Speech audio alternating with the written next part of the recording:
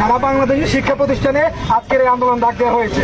আপনারা জানেন আমাদের কেন্দ্রীয় 6 সমন্বয়ককে ডিবি অফিসে তুলে নিয়ে যাওয়া হয়েছে এবং ওখানে ভয়ভীতি দেখিয়ে একটি বিবৃতি পড়ানো হয়েছে, যা আমরা সারা দেশের ছাত্র সমাজ ঘৃণাভরে প্রত্যাখ্যান করেছি। এই প্রত্যাখ্যানের সুবাদে সারা দেশের আন্দোলনের অংশ হিসেবে রাজশাহী বিশ্ববিদ্যালয়ের বৈষম্য বিরোধী ছাত্র আন্দোলন আজকের এই অবস্থান কর্মসূচি এবং বিক্ষোভ সমাবেশ ঘোষণা করেছে। আপনারা জানেন আমাদের গত কিছুদিনের ঘটনা, ইন্টারনেট বন্ধ করে বাংলাদেশের যে ক্র্যাকডাউন চালানো হয়েছে, আমাদের ভাইদেরকে যেভাবে গণহত্যা চালানো হয়েছে, এর প্রেক্ষিতে আমাদের 9টি দাবি আমরা কেন্দ্রীয় সমন্বয়কগণের নির্ধারণ করেছে। আমি এখন 9টি দাবি পড়ছি, এরপরে আমাদের মিছিল শুরু হবে।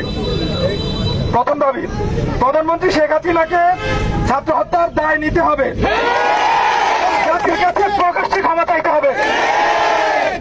দফা 2, আইন শৃঙ্খলা রক্ষাকারী বাহিনী ও আওয়ামী সন্ত্রাসী কর্তৃক ছাত্র হত্যার দায় নিয়ে স্বরাষ্ট্রমন্ত্রী আসাদুজ্জামান খান কামাল, সড়ক পরিবহন ও সেতু মন্ত্রী ওবায়দুল কাদের, শিক্ষামন্ত্রী মুহিবুল হাসান চৌধুরী নফেল, আইনমন্ত্রী আনিসুল হককে মন্ত্রী পরিষদ এবং দল থেকে পদত্যাগ করতে হবে।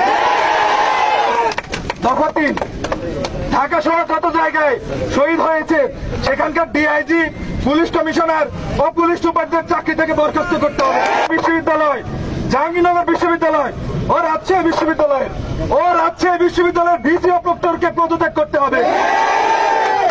যে পুলিশ সদস্যরা শিক্ষার্থীদের উপর গুলি করেছে, ছাত্রলীগ যুবলীগ সহ যে সকল সন্ত্রাসীরা শিক্ষার্থীদের উপর নৃশংস হামলা পরিচালনা করেছে এবং পরিচালনার নির্দেশ দিয়েছে, তাদেরকে আটক করে এবং হত্যা মামলা দায়ের করে দ্রুত সময়ের মধ্যে গ্রেপ্তার দেখাতে হবে। দফা 6, দেশব্যাপী যে সকল শিক্ষার্থী ও নাগরিক শহীদ ও আহত হয়েছে তাদের পরিবারকে ক্ষতিপূরণ প্রদান করতে হবে।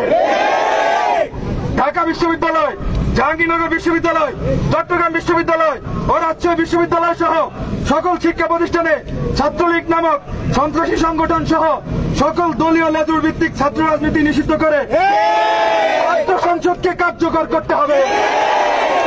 দফা 8, অবিলম্বে সকল শিক্ষা প্রতিষ্ঠান ও হলসমূহ খুলে দিতে হবে। আমি আবারও বলছি, অবিলম্বে সকল শিক্ষা প্রতিষ্ঠান ও হলসমূহ খুলে দিতে হবে। দফা 9, কোটা আন্দোলনের সাথে সম্পৃক্ত শিক্ষার্থীদের একাডেমিক ও প্রশাসনিক কোন ধরনের হয়রানি করা হবে না মর্মে অঙ্গীকার করতে হবে।